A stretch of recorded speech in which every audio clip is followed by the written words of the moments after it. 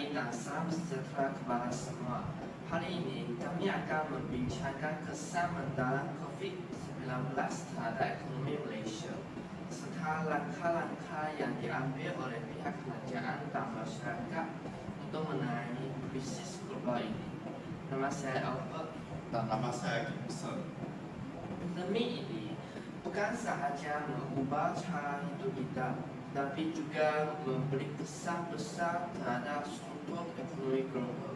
Sejak kemunculannya pada akhir tahun 2019, COVID-19 telah merebak dengan pantas ke seluruh dunia dan Malaysia tidak terkecuali. Pandemi ini bukan sahaja memberi tekanan besar kepada sistem kesihatan awam, tetapi juga memberi kesan yang mendalam terhadap ekonomi. Sebagai sebuah negara yang bergantung pada perdagangan antarabangsa dan pelancongan, Malaysia mengalami kesan yang teruk. Hari ini kita akan membincangkan perkara-perkara berikut. Yang pertama ialah kesan langsung COVID-19 terhadap ekonomi Malaysia. Kedua, berbunyi langkah-langkah yang diambil oleh pihak kerajaan dan keberkesanannya. Yang ketiga ialah cabaran masa depan dan cadangan.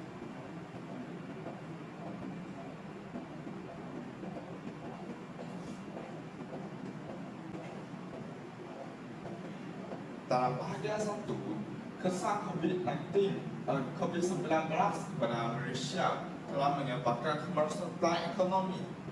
Pada tahun 2020, keluaran dalam negara kasar KDNT Malaysia menurun sebanyak 5.6%, yaitu penurunan terbesar sejak krisis kewangan Asia 1998.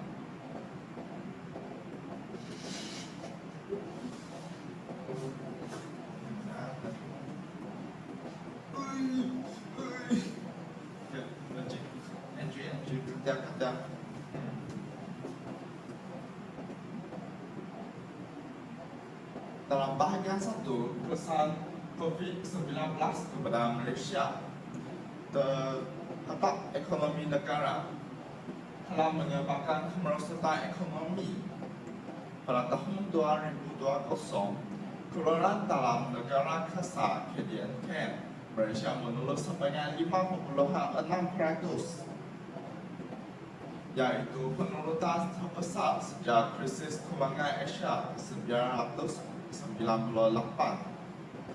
Pandemi ini telah menyebabkan banyak perniagaan pasar ditutup, termasuknya perniagaan kecil dan sederhana yang menyumbangkan 38.3% kepada ekonomi Malaysia.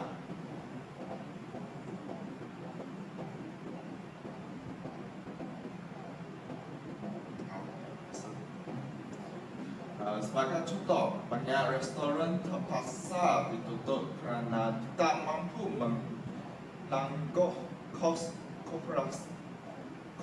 operasi semasa tempoh sekatap pergerakan, menyebabkan ramai pekerja kehilangan pekerja. Di sini boleh lihat implikasi COVID terhadap ekonomi. 5 hotel di Melaka ditutup akibat kesan COVID-19 dan kedai makanan kosong sehingga disewa.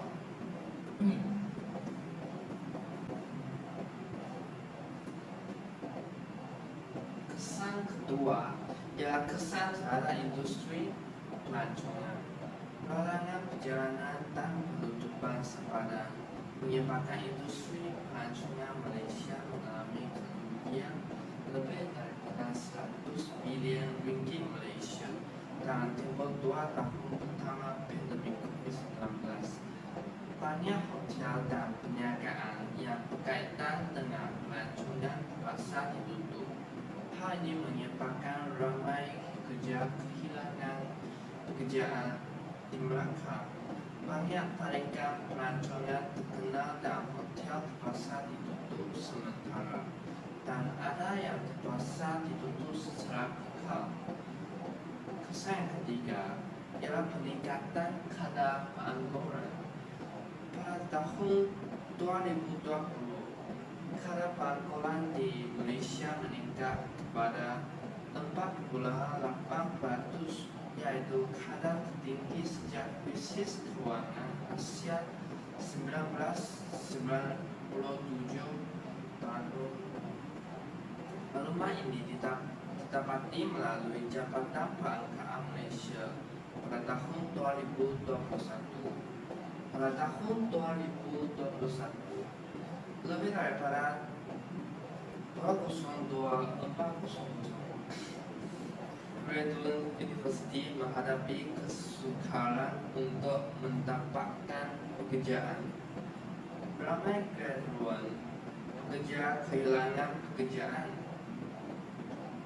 Ramai graduan terpaksa mengambil pekerjaan sementara atau pekerjaan yang tidak memerlukan kemahiran yang tinggi kerana kekurangan peluang pekerjaan semasa pandemik COVID-19. Keempat ialah inflasi dan kos sara hidup meningkat. Gangguan rantaian bekalan global menyebabkan harga barangan keperluan meningkat.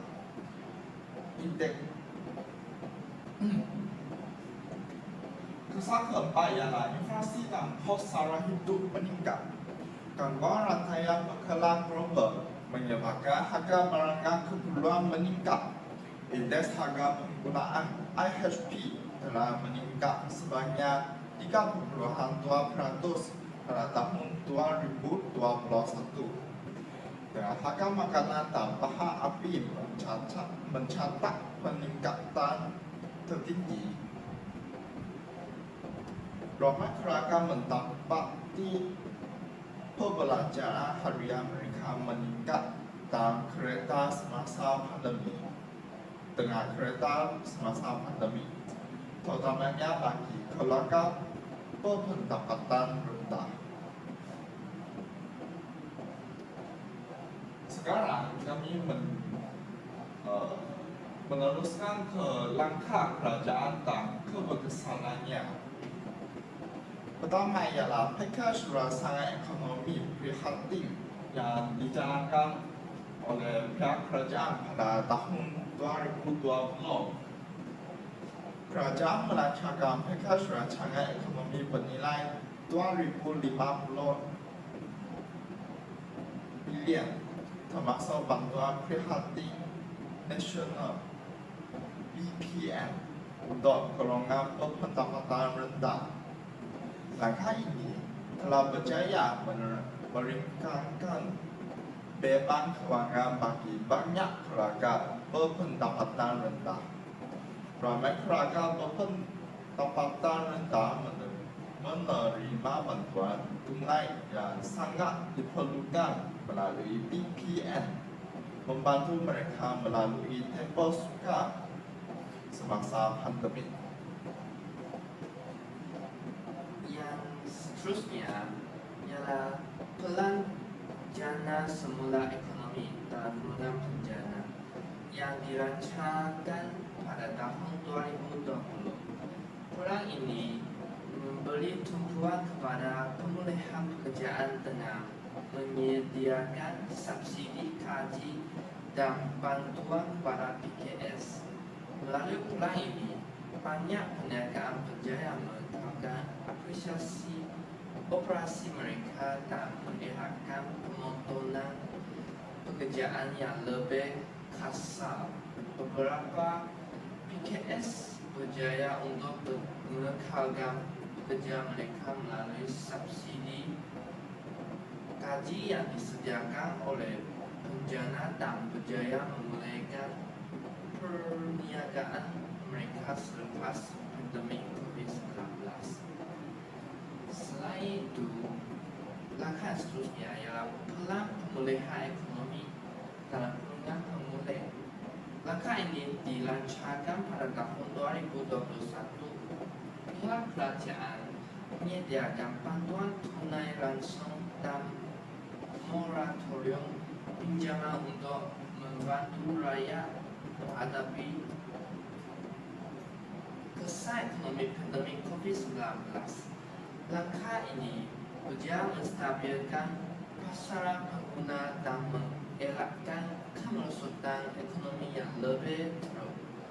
Ramai keluarga menerima bantuan tunai ini tambahan melalui pemulih hanya membantu mereka membayar pembelanjaan harian dan pinjaman. Dan seterusnya ialah pelan pemulihan negara dan kurungan PPN. Pihak kerajaan membuka semula sektor ekonomi secara berperingkat untuk memastikan pemulihan ekonomi yang stabil. Selain itu, pihak kerajaan juga melancarkan program subsidi upah dan rumah PSU untuk membantu majikan mengekalkan pekerja. Melalui PPN ini, banyak sektor seperti pembuatan dan perkhidmatan berjaya pulih secara berperingkat.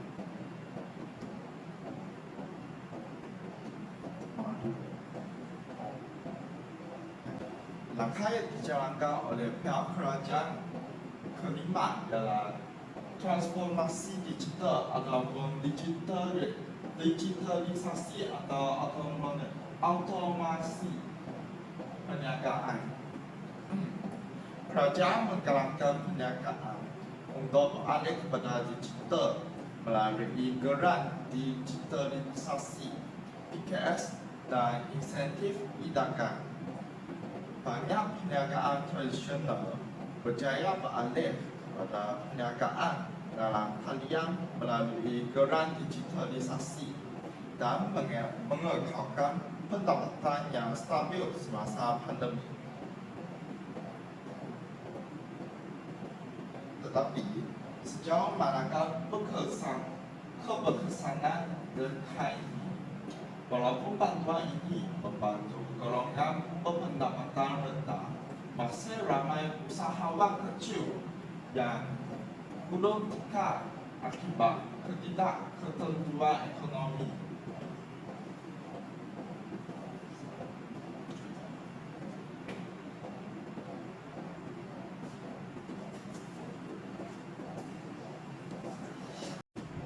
Sekarang kami akan membincangkan bahagian ketiga, iaitu cabaran masa depan dan cadangan.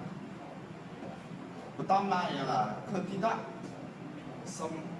ketidaksamaan dalam pemulihan ekonomi. Walaupun langkah-langkah bantuan kerajaan membantu banyak keluarga berpendapatan rendah, masih ramai PKS yang terpaksa gulung tikar akibat ketidakketentuan ekonomi. Pada masa depan, kerajaan perlu memberi lebih perhatian kepada kelangsungan hidup PKS untuk memastikan mereka dapat pulih dalam era pasca pandemi. Kerajaan boleh menyediakan lebih banyak sokongan kewangan dan program latihan untuk membantu PKS meningkatkan daya saing mereka. Kedua ialah ketahanan ekonomi jangka panjang. Menurut ahli ekonomi Jomo Kwame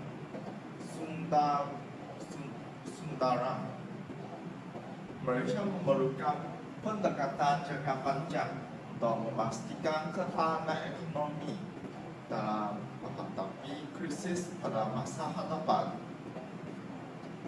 Kerajaan perlu melabur lebih banyak dalam bidang ekonomi digital dan ekonomi hijau untuk mengubah struktur ekonomi kerajaan. Cabaran kedua masa depan adalah ketahanan ekonomi jangka panjang.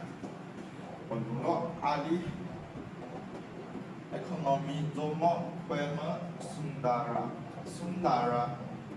Malaysia memerlukan pendekatan jangka panjang untuk memastikan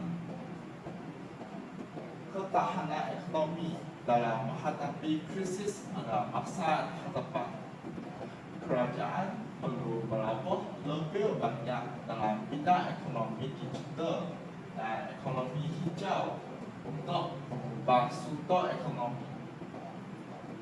Kerajaan boleh memberikan insentif cukai dan sokongan dasar untuk menggalakkan pelabur dalam ekonomi dalam teknologi hijau dan projek pembangunan mampang.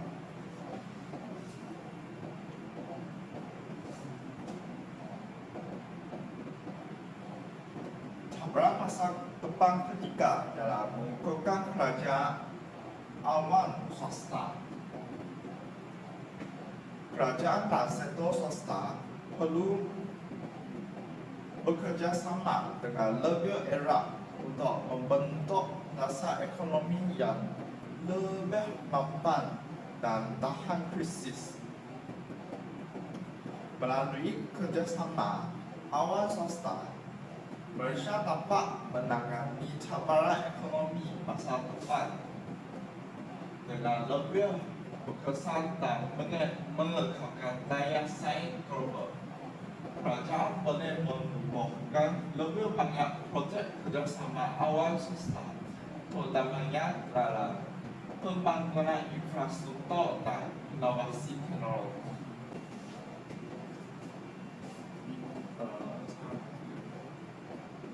Yang seterusnya ialah penggunaan teknologi dalam sektor pertanian. Sektor pertanian dan keselamatan makanan perlulah diberi tumpuan dalam usaha pemulihan ekonomi. Kebergantungan terhadap impor makanan boleh dikurangkan dengan memperkukuhkan sektor pertanian moden serta memperkenalkan teknologi pertanian pintar dengan memberikan insentif kepada petani tempatan. Malaysia dapat memastikan perkara makanan yang mencukupi dan stabil. Selain itu, kerajaan negara juga galakkan pelancongan. Dalam industri pelancongan, kerajaan boleh menggalakkan pelancong domestik dengan memberikan insentif cukai kepada para pelancong tempatan serta menjalankan kempen promosi seperti cuti-cuti Malaysia. Langkah ini dapat membantu pemilik peniaga dalam sektor pelancongan untuk pulih selepas terjejas teruk akibat pandemik. Yang keenam ialah pembangunan infrastruktur. Pembangunan infrastruktur juga perlulah dipercepatkan bagi melangsang pertumbuhan ekonomi dan meningkatkan peluang pekerjaan.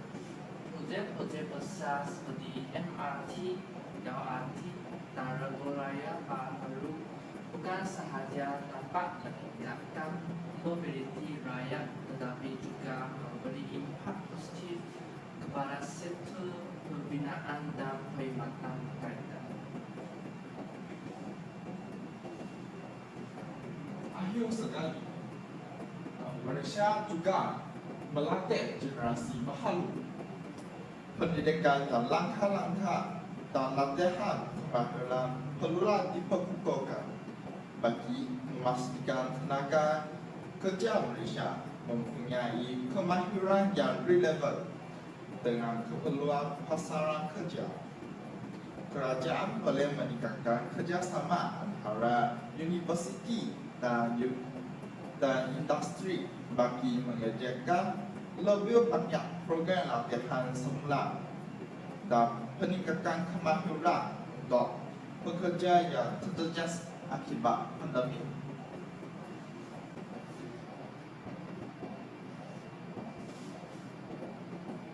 Lepas kami membincangkan cara masa depan yang akan dihadapi, bagi memastikan negara kita lebih bersedia untuk menghadapi krisis ekonomi atau pandemi COVID-19 pada masa depan, pihak kerajaan telah mengambil beberapa langkah yang strategik.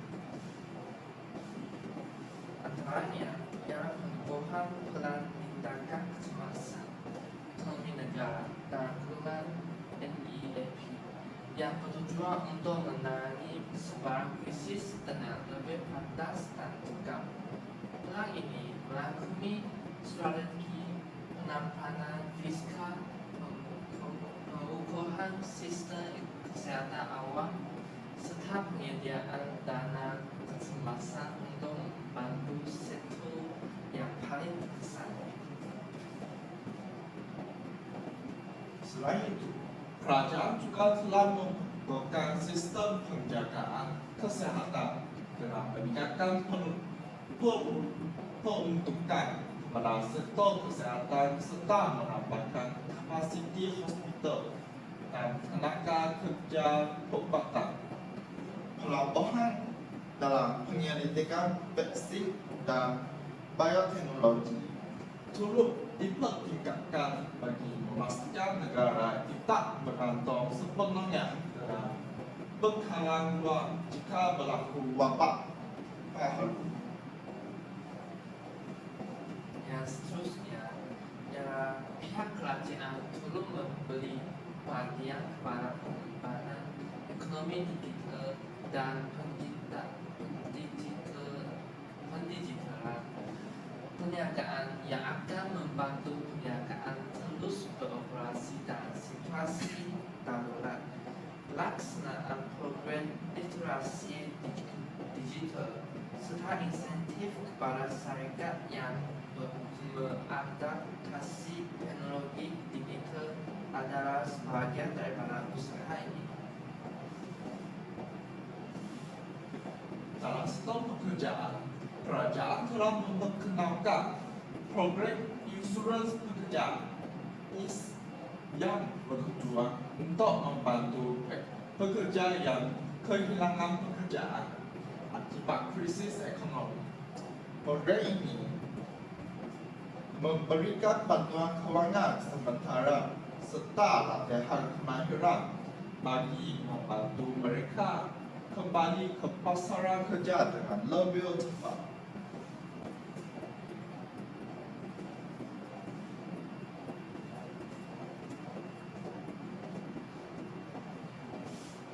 Kesimpulannya, pandemi COVID-19 telah meninggalkan impak yang serius dan besar terhadap ekonomi Malaysia. Walaupun krisis ini membawa cambera yang luar biasa, ia juga membuka peluang untuk perubahan dan penyesuaian dalam berbagai sektor. Antara pengajaran utama yang dapat diambil ialah kepentingan sistem kesihatan yang kukuh, keperluan transformasi digital dalam perniagaan, serta pentingnya mempunyai strategi ekonomi yang fleksibel dan mampu untuk menangani krisis yang tidak dijangka. Selain itu, pandemik ini menunjukkan keperluan untuk membina daya tahan ekonomi melalui pelbagai sektor, penguraian kebergantungan kepada impor serta memperkuatkan keselamatan makanan negara. Langkah-langkah yang diambil oleh kerajaan masalah pelaksanaan bantuan kewangan, pendigitalan ekonomi dan pembangunan tenaga kerja adalah sebahagian daripada usaha untuk membina masa depan yang lebih stabil.